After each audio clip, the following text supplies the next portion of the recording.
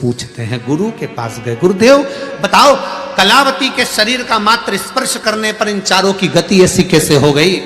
गुरुजी ने कहा यह कलावती के मंत्र का प्रभाव है। जिस भगवान की भक्ति कलावती करती है उसका मंत्र जो जपती है वो रोमावली में समाया हुआ था, वही रोमावली ने इनके शरीर को आग लगा दी है। वही रोमावली ने इनके शरीर को आग लगा दी है। भजन में क्या दम होता है। कई लोग कहते हैं महाराज आप 3-3 घंटा वेट कर कथा वाचते रहे तो कथा में है क्या? कई लोग कहते हैं मंदिर में जाकर लोटा भर के पानी चढ़ाने से मिलता क्या है? कई लोग कहते हैं भगवान का भजन करने से क्या मिलता है? कभी मौका मिले जिंदगी में, गाड़ी ड्राइव कर रहे हो, गाड़ी चला रहे हो, बहुत भयंकर एक्सीडेंट हो गया, गाड़ी चकनाचूर हो गई और तुम बच के निकल गए हो, समझ लेना तुम्हारी भक्ति का कोई बल होगा, नाम स्मरण होगा जो तुम्हें बचा कर लिया है।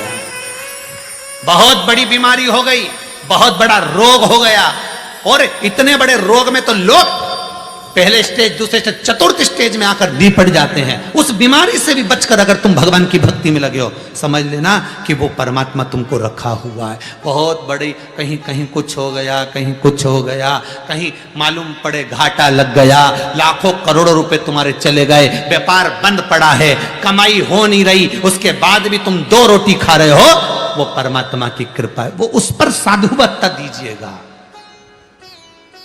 उसको धन्यवाद दीजिएगा।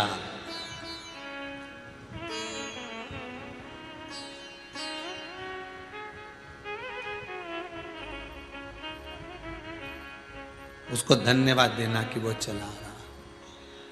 अब कलावती के शरीर का जो भजन था, कलावती की चित्तवृत्ति का जो स्मरण था, कलावती का जो भक्ति थी, भक्ति का बल किसको कहते हैं ये कभी कभी समय पर तुम्हें समझ में आएगा, कभी कभी समझ में आएगा, सामने आएगा तुम्हारे। भक्ति का बल किसको कहते हैं? वेंटिलेटर पे पड़े और वापिस आ गए, ये भक्ति का बल है। कोई घर में भजन कर रहा होगा, आईसीयू में पड़े और वापिस आ गए, ये भगवान की भक्ति। इतने बड़े कोरोना महामारी में बचकर यहां बैठे, कोरोना महामारी में बचने के बाद ये टीवी के सामने बैठकर, मोबाइल के सामने बैठकर कथा सुन रहे हो, ये उसी की कृपा है। नहीं तो तुम्हारी सोसाइटी, तुम्हारी कॉलोनी, तुम्हारी बिल्डिंग, तुम्हारे पास में भी कोरोना महामारी आ चुकी थी, तुम्हारे परिवार में भी लोगों को आ चुका था, पर बचा कर रखा है। ये भक्ति का बल है, ये शंकर का अनुमोदन है, ये शिव का स्मरण है, ये कोई दूसरा नहीं। बचाया उसने। जो दवाई तुम्हें दी गई वही दवाई दूसरे को दी गई, वही ऑक्सीजन तुमको दी, वही ऑक्सीजन दूसरे को दी, वही ट्रीटमेंट दूसरे को, वही ट्रीटमेंट तुम्हें मिला, उसके बाद वो चले गए और तुम बच गए। वही दवाई, वही असर, वही कुछ।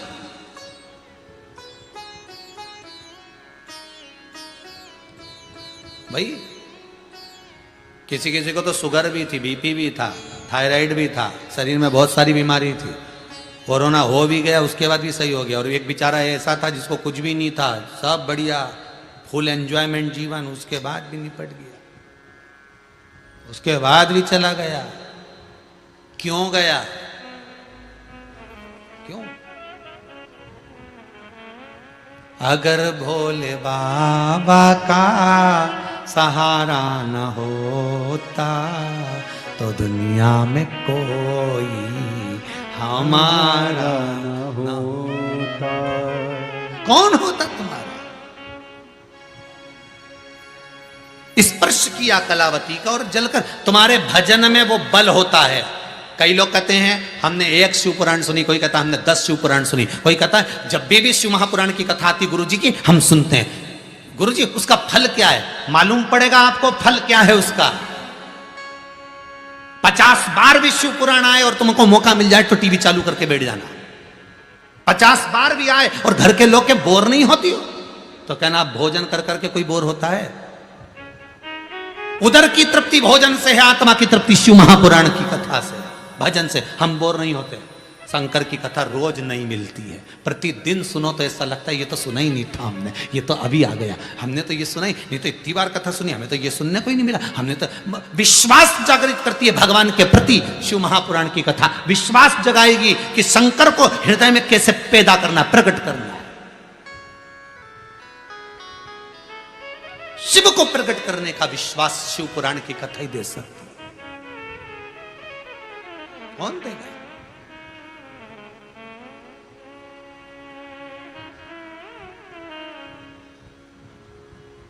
और वो शंकर के सिवा कोई नहीं दे सकता। अब कलावती के लिए गुरु कह रहे हैं कि इसके मंत्र का बल इतना प्रबल है कि वो जलकर भस्म हो गया। आपके भी मंत्र का बल बड़ा प्रबल होता है। आप जप कर तो देखो, जो भी जपना हो तुम्हें, श्री शिवाय नमस्तुभ्यम शंकर, ओम नमः शिवाय, ओम राम कृष्ण, उसका बल कोई साधारण नहीं हो सकता। वही बल, वही बल।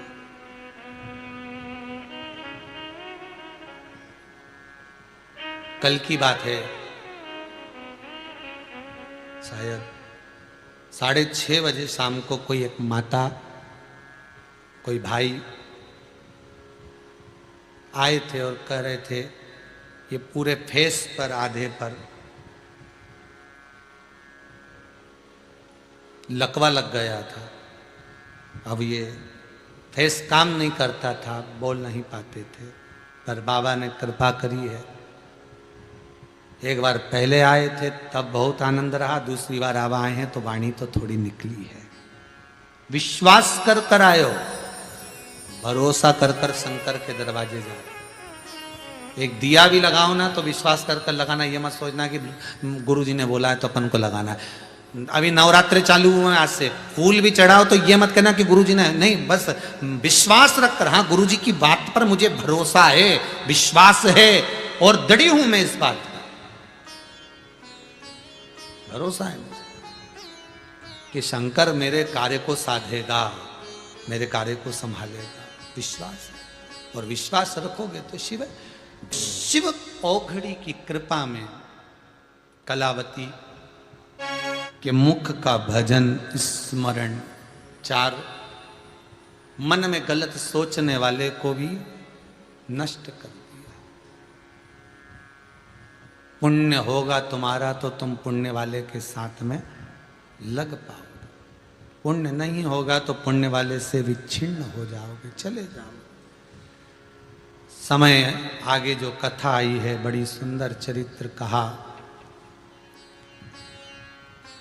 भगवान शिव ओघड़दानी, त्रिकालदर्शी, कैलाशी, अविनाशी के नेत्र बिंदु से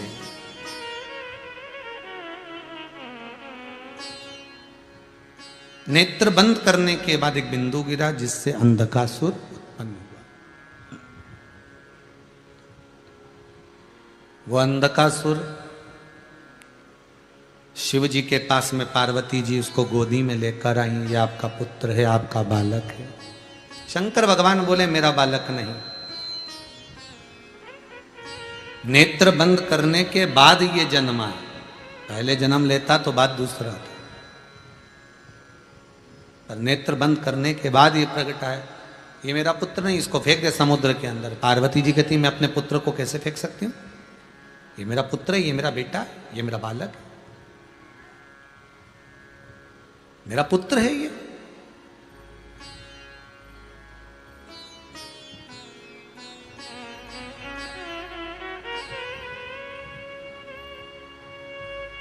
कितना सुंदर कहा है। शंकर भगवान को बेलपत्र चढ़ी हुई वापिस चढ़ सकती है, पर किसी भी देवता पर कोई फूल पुष्प आपने चढ़ाया, कोई पुष्प आपने चढ़ाया, ठंड का समय है या बारिश का समय है, पुष्प जो चढ़ाया हो सकता है कि मुरझाया नहीं हो। होता है ना ऐसा कभी कभी कि पुष्प मुरझाया नहीं हो, या उसमें ताजगी हो, सुंदर दिख रहा हो, बहुत अच्छा हो। और वो पुष्प चढ़ा हुआ तुमने अगर एक बार उठा लिया, उतर गया, उतरने के बाद फूल कितना भी सुंदर हो, फूल कितना भी ताजा दिखे, पर वो देवता को समर्पित नहीं हो सकता। भले उसमें सुंदरता है। ठंड के दिनों में कई फूल ऐसे भी रहते हैं, भगवान के सामने आपने एक बार चढ़ा दिया, चढ़ाने के बाद वो रखे रहते हैं तो ऐसा लगता है कि बिल्कुल ताजे से दिख रहा है। तो कई माताओं की आदत रहती है उन्हीं फूल से वापिस श्रृंगार कर देती, या उन पुष्प की रंगोली बनाकर भगवान के सामने डाल देती है, पर वो गलत है, वो गलत है। जिस दिए में बाती लगी हुई है, बाती पूरी जल चुकी है, उसकी राख या उसका काला थोड़ा सा भाग दिए के अंदर रखा है और आपने दूसरी बाती रखकर उसको जला दिया, तो वो जलाया गया जो भाग है लक्ष्मी को क्षीण कर देता है। 15 दिन तक व्यापार ठीक नहीं चल सकता। एक बार प्रैक्टिकल करके देखना। दिए के अंदर अगर कोई बाती जल गई, जलने के बाद ठंडी हो गई, ठंडी होकर उसमें राख पड़ी हुई है, या उसके अंदर कोई काला सा, आप गोल बत्ती लगाते तो काला का एक भाग काला काला सा जला हुआ उसके अंदर रह जाता है। कई लोगों की आदत रहती है कि अब शाम का टाइम तो है, उसको कौन हटाए, उसी में अपन दूसरी बत्ती रख दो, जला दो, उसी में रखकर दूसरी बत्ती जला दो।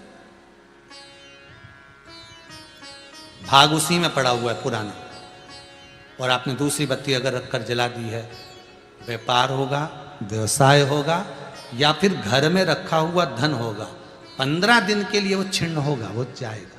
पैसा टिकने वाला नहीं 15 दिन तक, चाहे कुछ भी कर लो, ठीक नहीं चल सकता व्यापार। तुम कितना भी दम लगा लो।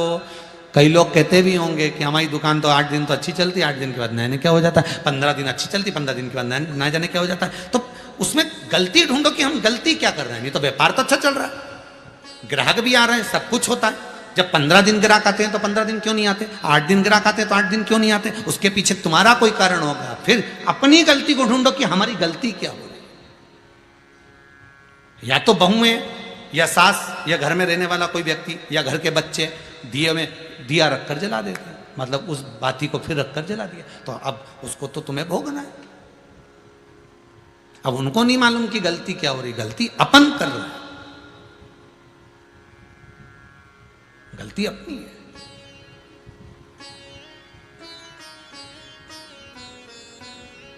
कितना सुंदर संवाद है वहां, बहुत ध्यान दीजिएगा जरा। अग्नि पुराण, स्कंद पुराण, दोनों पुराण में स्मरण करिएगा। कार्तिक खंड स्कंद पुराण का पढ़िए और अग्नि पुराण का भाग पढ़िए। बेलपत्री का पेड़ हो, पीपल का पेड़ हो, बड़ का वृक्ष हो, चाहे आंवले का वृक्ष हो, चाहे घर मंदिर से बाहर जाकर, अर्थात घर से बाहर जाकर, मंदिर से बाहर जाकर खुले में अगर आप कोई दिया जला रहे हो, दीप प्रकट कर रहे हो, तो उसमें इतना घी, इतना तेल मत डालकर जलाना कि दिया ठंडा हो जाए और तेल और घी उसमें पड़ा की पड़ा रह जाए। ध्यान दीजिएगा महाराज।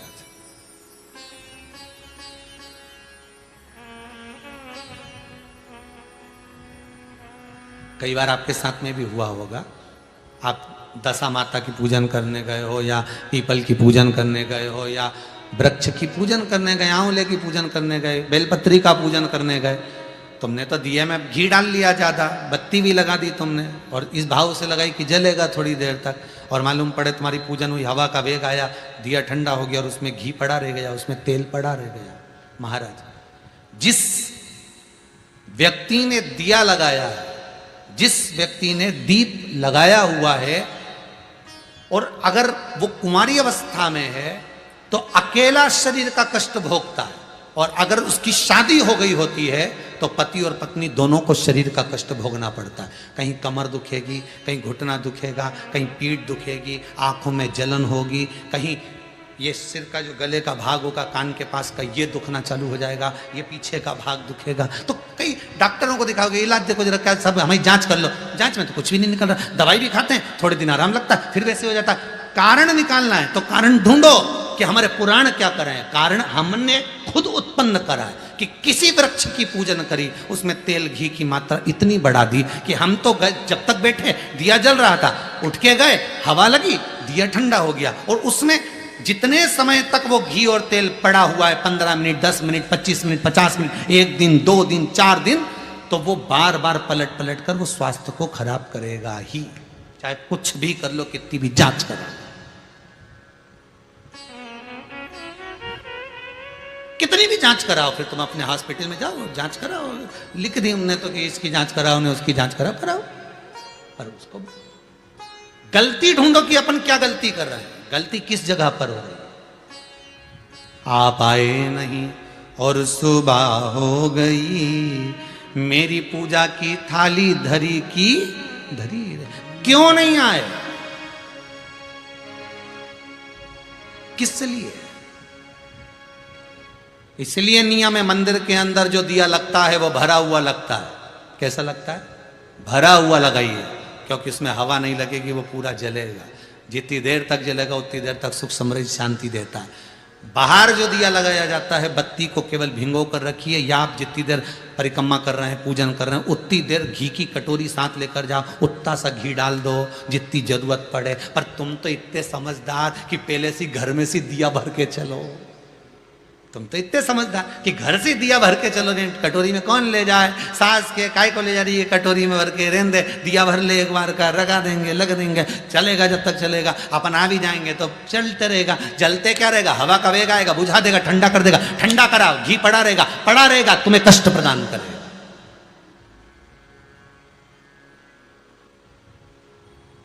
तुम्हें कष्ट,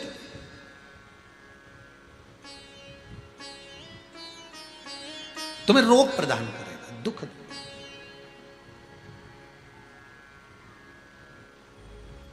जो समझदार माताएं होती हैं ना, जो समझदार लोग होते हैं ना, वो बाहर जब भी पूजन करने जाते हैं तो प्रयास करते हैं कि घी का दिया लगा रहे हैं ना, तो उसमें प्रयास करते हैं कि आते आते उसमें कपूर का टुकड़ा पटक देते हैं। जो चतुर होते हैं आते आते क्या करते हैं? दिए के अंदर कपूर का टुकड़ा पटक देते हैं। कपूर का टुकड़ा पटक मतलब अपनी पूजन वूजन सब हो गई, अब अपन जाएंगे, बाहर निकलेंगे, जब तक कपूर में इतनी दम होती है कि वो उस बत्ती को पूरे को जला सकता है, वो घी को भी पूरा जला सकता है। तो इतना सा कपूर का टुकड़ा उसमें पटक के और आ जाता है, जिससे वो पूर्ण जल जाए, पूर्ण तरह से हो जाए, उसकी पूर्णता है। शिव जी कह रहे हैं ये पुत्र मेरा नहीं है, तुम इसको समुद्र में डाल दो। नहीं, समुद्र में नहीं डाल सकती, मैंने इसको गोदी में लिया, ये मेरे पुत्र है, इसको मैं रखूंगा। शंकर भगवान ने समझाया, पार्वती नहीं मानी, बहुत समझाया नहीं मानी। आखिरी में पार्वती ने समुद्र में फेंक दिया, हिरण्याक्ष ने उसको झेल लिया, पालन करा, उसका नाम अंधकासुर। हिरण्याक्ष को वराह भगवान ने मार दिया, अकेला पड़ गया। तब करा साधना करी अंधकासुर ने, ब्रह्मा जी से वर मांगा कि मुझे वर दीजिए कि मेरे प्राण ना छूटे।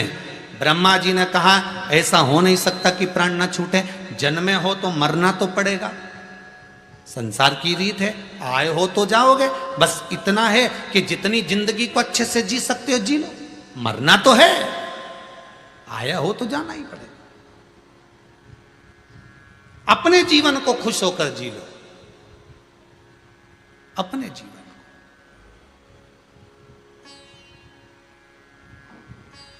और जब अपने जीवन को अपन खुश होकर जी, तो अंधकासुर ने ब्रह्मदेव से कहा मैं मरूं ना, ऐसा वर दे दो। नहीं, मरना तो पड़ेगा। तो ब्रह्मा जी से वर मांगा। अंधकासुर को मालूम था मेरे पिताजी ने कहा है ना तेरी कोई माता है ना कोई तेरा पिता है, पानी में बहकर आया था, मैंने पकड़ कर तेरा पालन किया। उसने कह दिया जिस दिन मैं अपनी माता को गलत दृष्टि से देखूं उसी दिन मरूं। उसी दिन में वो 3 बत्ती चौराहे पे मांग रहा भीख, उसे लोग दे ही रहे, भिखारी बन गया। और जिसने कहा था मैं दोनों हाथों से लुटाऊं, वो भगत बन गया। भगवान दे भी रहा है, वो लुटा भी रहा है, उसकी कृपा। मैं मरूं ना तो क्या, मरना तो पड़ेगा, मृत्यु निश्चित है, जाना तो पड़ेगा, ठीक है। माता को गलत दृष्टि से देखूं तब मरूं, ठीक है। इसके मन में आने के बाद विचार आ गया कि मैं विवाह करना चाहता हूं, कोई सुंदर कन्या हो तो ढूंढ कर लाओ। अब सुंदर कन्या ढूंढने के लिए जा रहे हैं, तो सुंदर जो कन्या थी किसी ने आकर कह दिया उसको तो शंकर जी ले गए, उसको शिव ले गए। जो सुंदर थी वो तो ओघड़दानी के पास में, ओघड़ी के पास में। ओहो, फिर अब जब वो शंकर जी के पास में है तो उसको लाना तो मुश्किल है। अंधकासुर ने कहा कि मैं इतना सुंदर और शंकर क्या लागे मेरे आगे, तो चलो मैं चलता हूं। जो गए माता जगत जननी जगदम्बा पार्वती के सम्मुख में, जो पहुंचे मां आद्य शक्ति, मां दुर्गा भवानी, मां जगत जननी का जो प्रतिबिंब, जो स्वरूप देखा, अंधकासुर को लगा कितनी सुंदर है, पर जान नहीं पाया कि यही तेरी जननी है, यही माता है, इसने तुझे लाड लड़ाया है, स्नेह करा है, प्रेम करा है पुत्र की तरह,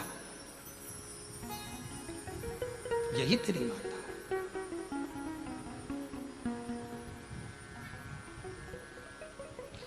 यही तेरी क्रोध आवाज लगाकर बोला, अरे ओ सुंदरी, मैं तुम्हें अपना बनाना चाहता हूं। माता को क्रोध आ गया, पर कर कुछ नहीं सकती, रोती है मां जब गुस्से में आती है तो रोती है, इससे ज्यादा कुछ नहीं, केवल रोती है।